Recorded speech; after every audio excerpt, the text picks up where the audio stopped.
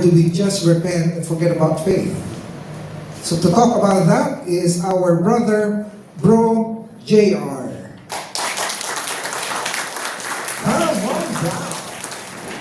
Saints have passed, sinners have future. Saints have passed, sinners have future. Ang mga santo may nakaraan.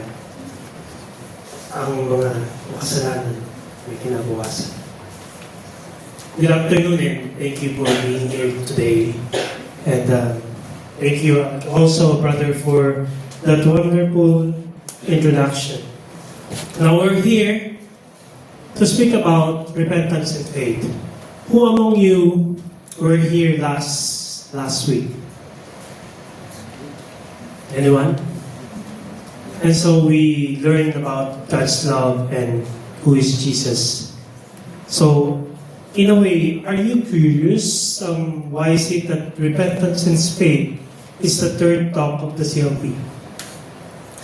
So it is the third talk because it is the answer to the first talk, which is God's love. So we know that God loves us. Because of that love, He sent His only begotten Son.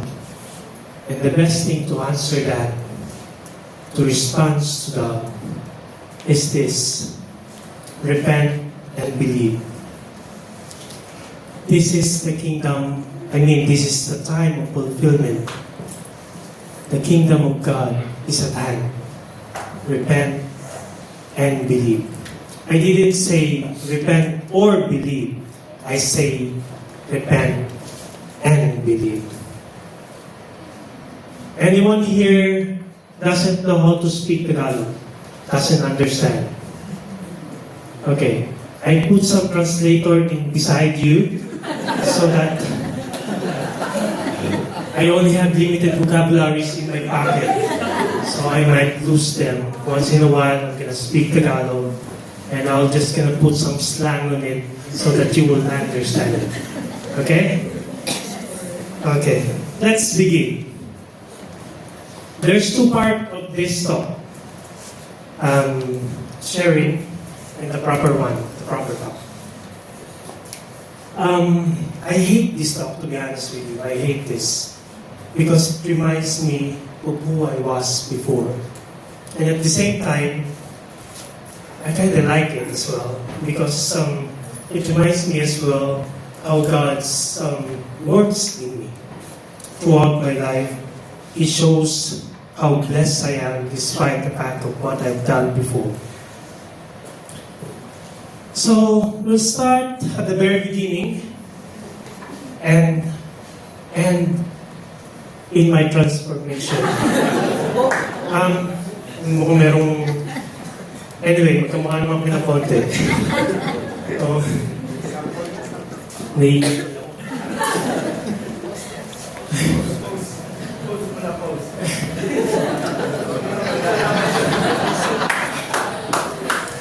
So, I was born in a family of, we were born in poverty.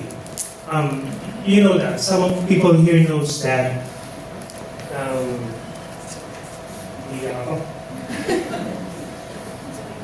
Some of the people knows here that we are born in family. We live in a squatters area. We live, we call ourselves Batang Pasig o Batang Ilog. It's like 1 meter away, nandiyan yung ilog. So we play, we swim in there, we poo-poo there. So we polluted that one, so we're part of that one as well. So that's why there are some Pasig rehabilitation centers happening in the Philippines. Because we're part of that, polluting the river. Anyway, I was 10 years old when I started learning smoking. 10 years old. My youngest is 9 years old. So 1 more year, I will try to teach him not to smoke. Because at that very age, what do you call this one? The surrounding, it's not easy for you.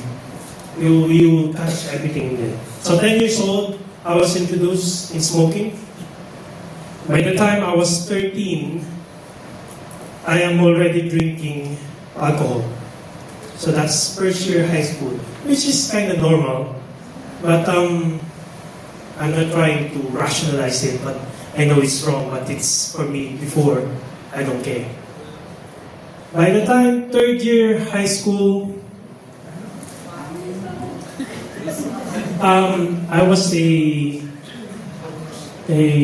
promoter of Dina Virgin Coconut Oil. Before.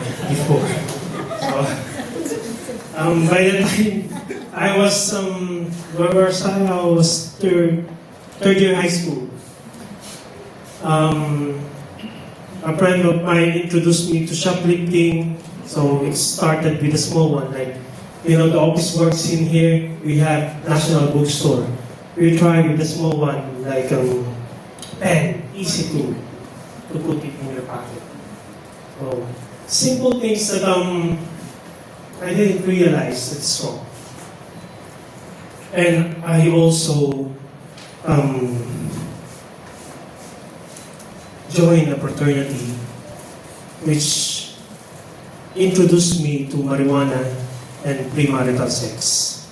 Sex without emotions, without any attachments, purely sex. By the time I said, I don't care, I don't know if it's right or wrong, I don't know if I have any idea what I'm doing. I'm just trying to, let's say, explore, be part of the group, be part of the community. I thought that was on the right fit. So, times goes like that, all in all. Then I learned to get high. Yes, I learned to get high by trying shabu, or in here it's ice. I was college, first year college by that time. First sem, I tried to go to school. Second sem, kinukuha ko na lang yung allowance. I'm just getting allowance. But I'm not going to school anymore. I'm gonna go visit my friend. We're gonna have a pop session, shabu. Then we'll play online games, and then the routine goes on and goes on and like that. Yeah. Dumating sa point, I didn't realize that my dad is sick.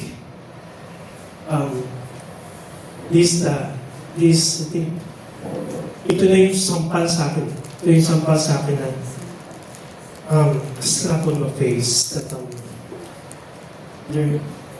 there's someone who needs to die for me to realize that I'm drowning in sin already.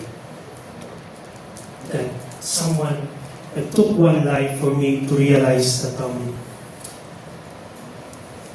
scattered everywhere. Like I don't know where I'm lost. That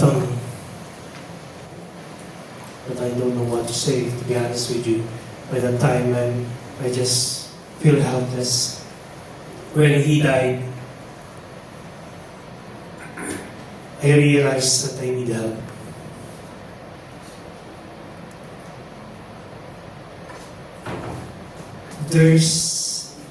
When that help comes up, when my father died, all of a sudden I just hear a voice in my head. I don't know if I'm high at that time, but I hear saying, go inside the cemetery. Mind you, we're not Catholic. We're born again and nominal. It means that we don't go really and we don't practice religion. So I don't know as well where I get that word seminary. So I tried to Google it. Meron pang computer yung pinsang ko. So I tried to Google it. And found that seminary is for the priests. So I go to my mom and I told my mom, Nay, papasok ako sa seminaryo. And hindi ko makalimutan yung sinabi niya. Pag hindi ka tumigil, papasok kita sa Mandaluyong. Rehab. I'm gonna go let you go for rehab. But then, I still continue. I went inside the seminary. Remind you, this is not a overnight transformation. It's a long process. And until now, I was still in there, still in the process. But in a sense, I can see that throughout the process, God guided me accordingly. He never abandoned me. No matter how much I did before, no matter how cruel I am with my life and to the others, I think I owe that to God. Everything that I did, I owe that to God. And that would be, I think, the grace that He poured into my life.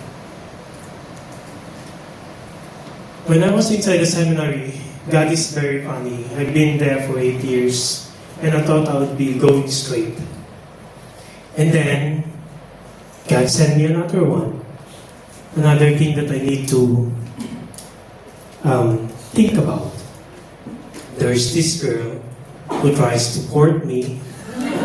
For how many times? 3 times. I said, no. I'm gonna go straight. Magpapari ako. Pero she's really persistent to the point that she showed me her inside. In Tagalog, pinakita niya yung kalooban niya. They won't understand it. So, I need to make it English. So, she showed me her inside. And I said, okay, mukhang seryoso naman siya. She's very serious in trying to win over me. So I asked God for a sign. Should I stay or should I go out and marry her? And so I asked God one time. I was in the chapel, and in the side of the chapel there is a garden. And all of a sudden there is a pigeon laying. Lalaro lang siya. Very peaceful, very calm. And I said, oh, is this the sign that you're giving it to me? And I don't understand really. So I think with my confusion, there's another pigeon. Dalawa na sila. They're playing together. Playing together. The pigeons playing together. And I still don't understand. So I don't know, bigla na lang umatong yung pigeon na isa.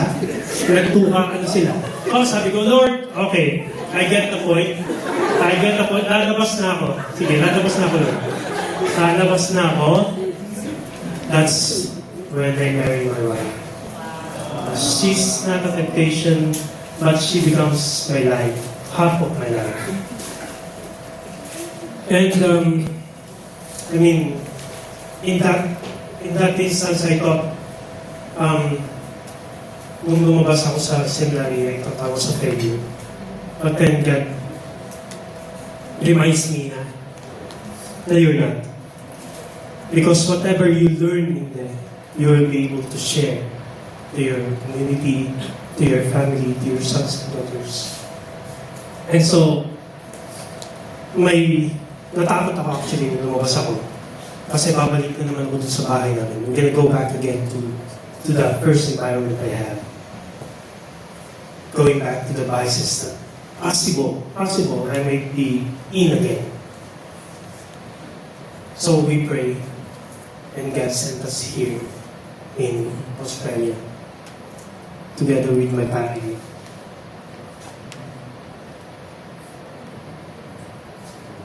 I was thankful for that. I was really thankful for that. And not only that, God also gave us a bonus of a community, a CFC community, wherein people will pray for you and people will help you when you're, let's say, sick. They're gonna bring you food. If you want food, you can ask for them. They will. But don't make it that that's your...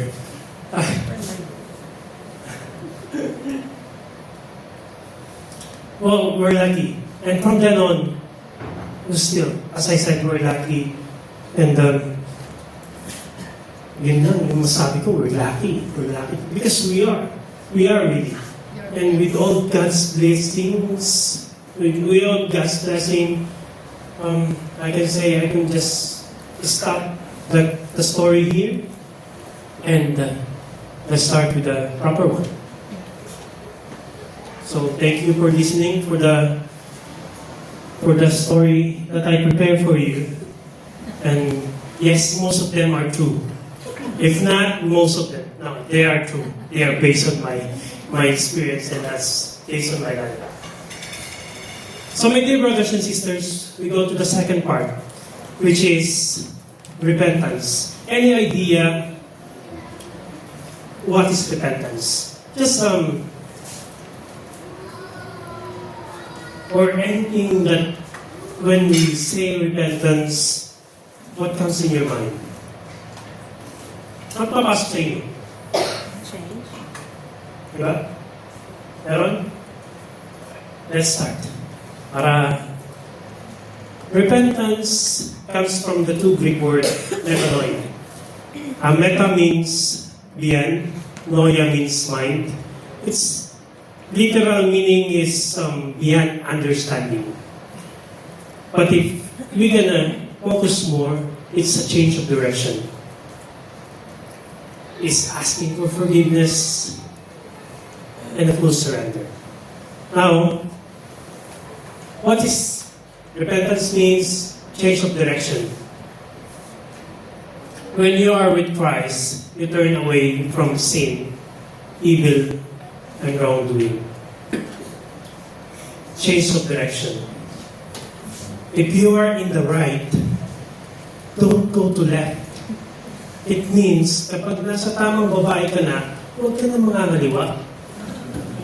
Okay? You are already in the right place. Okay?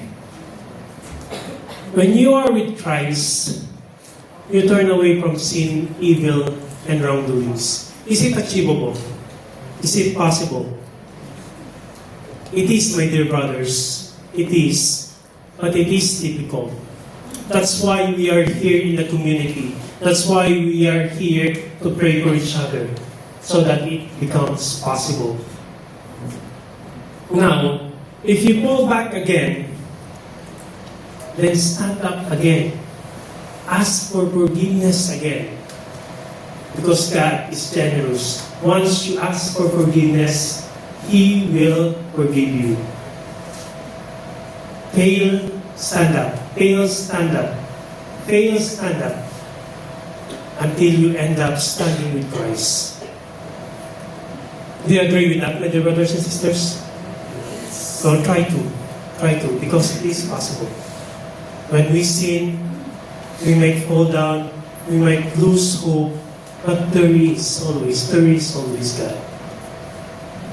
Ask for forgiveness and avail the sacrament of reconciliation. Now, who among you here loves to shower every day? Wala?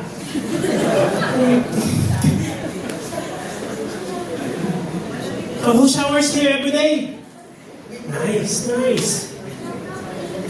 To be honest with you, every winter, my record is 7 days without shower. Kaya yung asawa ko, ayaw nang tumabi sa akin. Ang baho ko daw. Why am I bringing to you here? Well, importante sa atin yung kalinisan. We try to clean our body, especially we're gonna present ourselves. Kapag harap tayo sa mga tao importante, we clean ourselves, right? And sometimes we put makeup, sometimes we put deodorant or some lotions and everything, just to make it clean and smells good. Now, I want to tell you, when was the last time you confessed your sins? Or, let's change the question. How often do you confess your sins? How often do you go and avail the sacrament of reconciliation?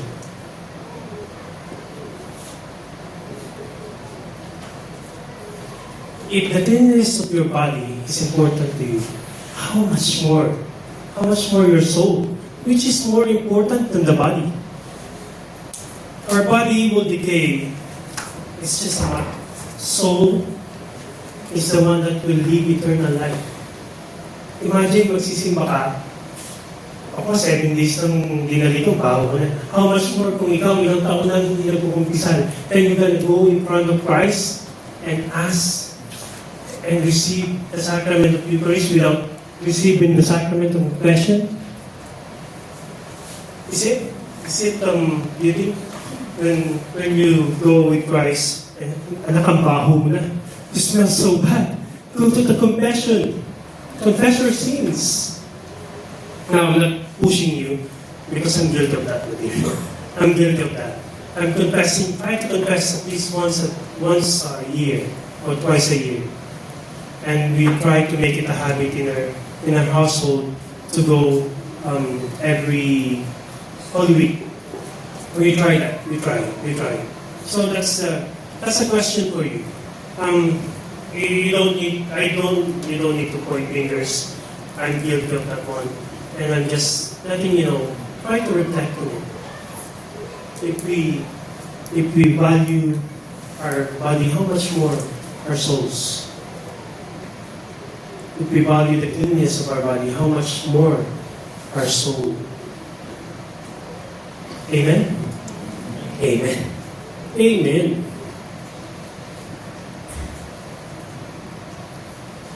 Surrendering to Jesus as the Lord of our life.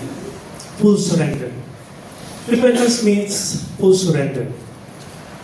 Now, every time I go drinking, especially if it's far away, my wife makes sure that she drives going home. The reason why is if I drive and I'm intoxicated, there's a possibility that we might get caught, we might get an accident. Same thing here, my dear brothers and sisters. You know you're already a sinners. We are sinners. We just need to surrender ourselves. Give the steering wheel to the Lord because we cannot do it on our own. We need Christ to work with us as well. And be honest about it and be humble enough to accept it that we need Christ in our life. That's why we are here, and I'm thankful that you are here because we need somebody like you to pray for us and to pray for you. Because once you pray for us, we have the opportunity to pray back for you. And as a community, with Christ, as I said, we can do it.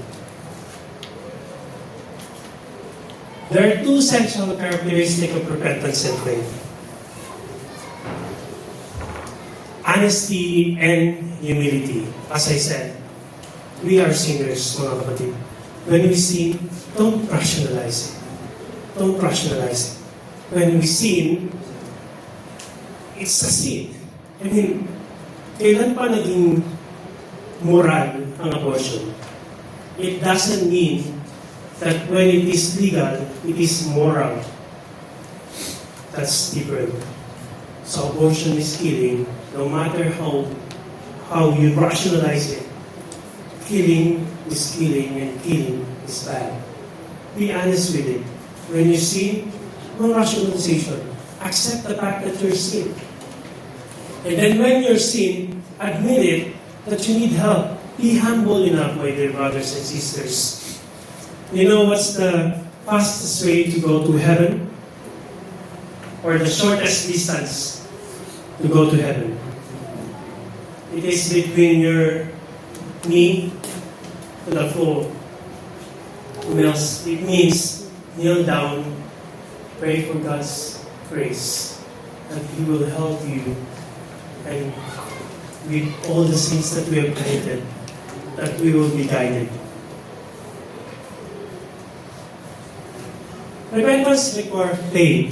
Repentance requires faith. Let's just say that we repented already. Nag-repent tayo. But it needs faith. When we turn back, 360 degrees, the next best option to do is to turn to the Lord.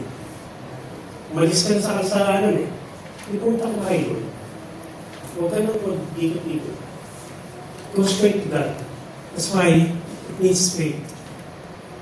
And repentance will be useless without faith. Same thing, faith is useless without repentance. They go together. We'll discuss it later. So what is faith, my dear brothers and sisters? According to Hebrew, faith is the realization of what we hope for and things that are not seen. And the realization, parang ganun lang. Sorry. But faith mainly is a grace from God. Well, I don't just believe in this, I know. Because in a way, there's no rational explanation for me. How did I end up going to the seminary without knowledge of what seminary is? Hindi ko alam kung saan ako napulot yun. Siguro high na talaga ako ng time yun. Na biglang, pasok ko seminary. I believe it would be God's way of giving you grace. It's really is from God's. Believe in the gospel. My dear brothers and sisters, throughout the history, God has guided us, not just to believe, but He guided us from the very beginning of Old Testament. He sent us His prophets, the kings, to be guided in our faith. He sent Jesus Christ to confirm that one. And even after Jesus Christ, He sent the apostles and all the saints to guide us towards the journey in faith. Now, mga kapatid, it's also a personal act and decision. I remember a story of a priest who went out of the church. He said, we asked him, so, when did you realize that you need to go out of the church? And he said, the moment her mother died, he went out of the priesthood. And we asked why. And simply said, because priesthood is the dream of my mother. It's never been my dream. He's not asking the person, he's not acting in his personal act. He's acting for his mother. So faith is that. It must come from you. It's your action. It's your dedication. It's your decision.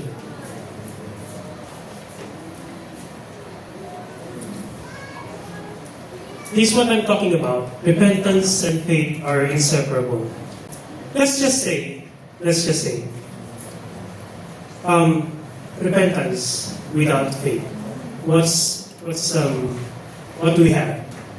Well, I met a lot of good people that are not Christians. Because when we talk repentance and faith, that's equal Christianity, Catholic Christianity. So, with repentance, without faith, we're talking about people who are good, but doesn't belong to the Christian world. Who are they? They belong to the good Hindus, Buddhists, mga mababait naman yung mga yun eh.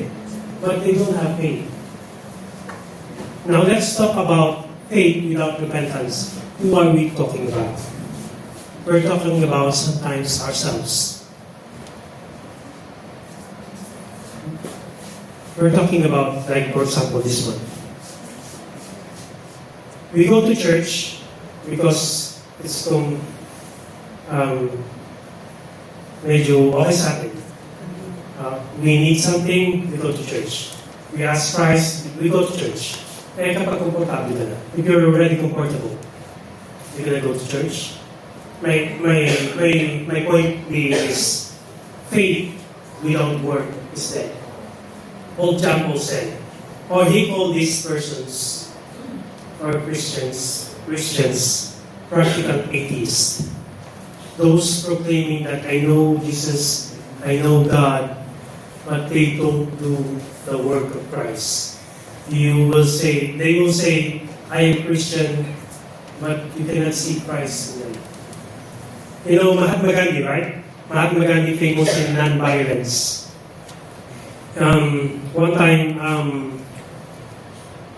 time a reporter asked him, why is it that you always quote the New Testament or Jesus Christ, and yet you haven't converted to Christianity? Why is that? And he responded is, I will be one when I see one. I like your Christ, but I don't like your Christians. Sometimes we are like that. We say we are Christians, but in reality, they don't see Christ in us. We don't live what Christ is teaching. Mga puro intro lang tayo. Hanggang intro lang. Kristo, ay, Katoliko ko. Tapos, pagsimba, wala na. Pag may activity ng simbahan, wala na. Pagtutulong na, wala na. We're guilty. I'm guilty of that. There are times, sasabihin sa akin ng ano ko, may son tell me, it's Sunday today. Bakit hindi tayo sa simbahan? Why are we not in church? And sasabihin ko lang, may sakit si Father. May sakit. Baka mahawa tayo. May COVID. Tinatamad eh. And then we try to rationalize it. I'm guilty of that one. So, repentance and faith are inseparable. They're like coin, double-sided. They are symbiotic. You cannot separate it. The more you repent, the more you get faith. And the more you get faith, the more you repent. Paulit-ulit lang yan. Paulit-ulit lang yan.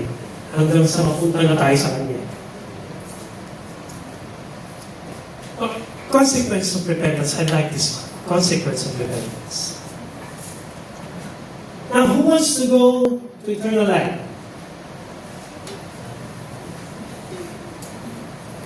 Who wants to go to eternal life? Once we master the repentance and faith, symbiotic, paikot, we are promised to have a forgiveness and eternal life. Of course, we want to go to eternal life. Who wants to go to eternal life now? Now! Wala? Well, that's the second promise, my dear brothers and sisters. The freedom of fear. Once we were able to, let's say, acquire the consequence of repentance and faith, we're going to have eternal life and the freedom of death. Remember, we're just passerby here. Mga misyonero lang tayo dito. Daan lang tayo sa mundo ito. We have an eternal life, my dear brothers and sisters.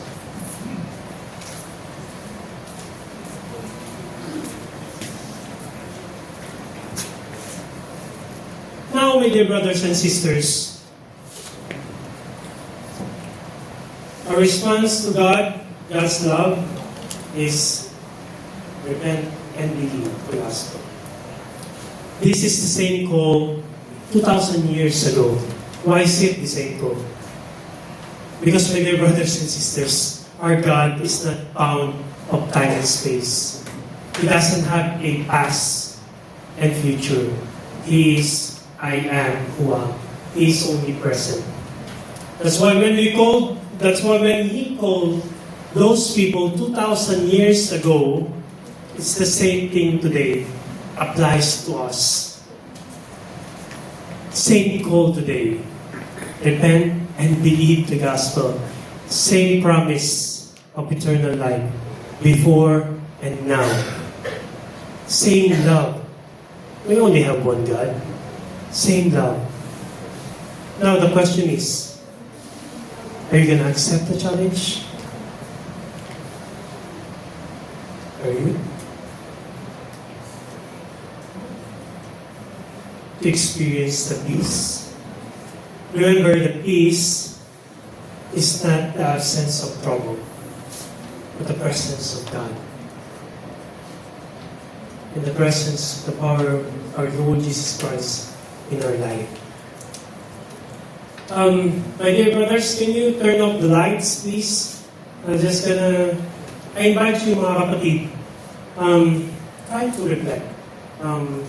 When you hear the stories I have, I know you have the same kind of stories, but different level siguro.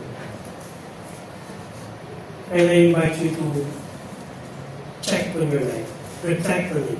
Where are you now? What are you doing with your life?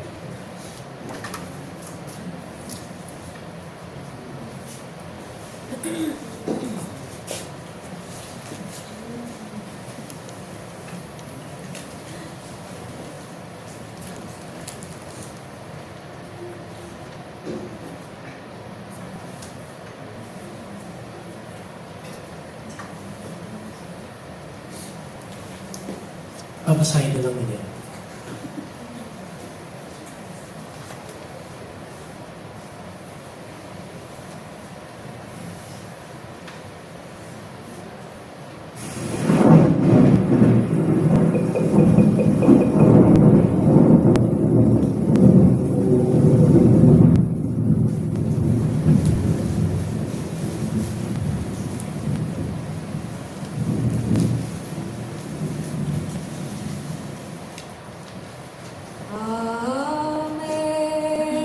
Amazing grace, how sweet the sound that saved a wretch like me. I once was lost, but now I'm found. Was blind, but now I see. Was grace that taught my heart to feel, and grace my fears relieved.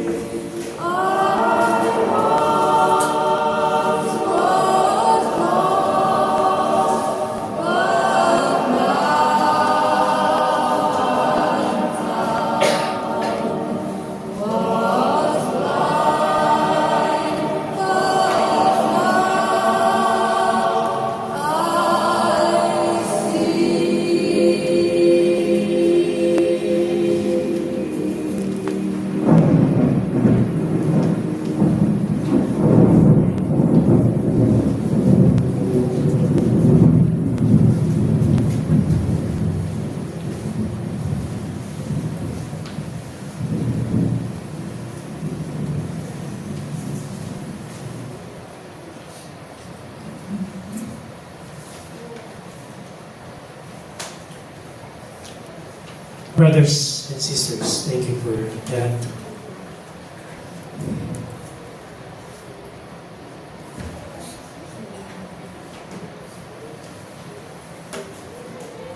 Together, my dear brothers and sisters, we will try to journey together. Together with our imperfection, we will try to journey towards that. Is it doable? Is it possible? It is. With God's amazing grace, I know it is possible. And in the end, we're gonna try and imitate Mama Mary. Let it be done with me, according to your word. For that, may God be praised.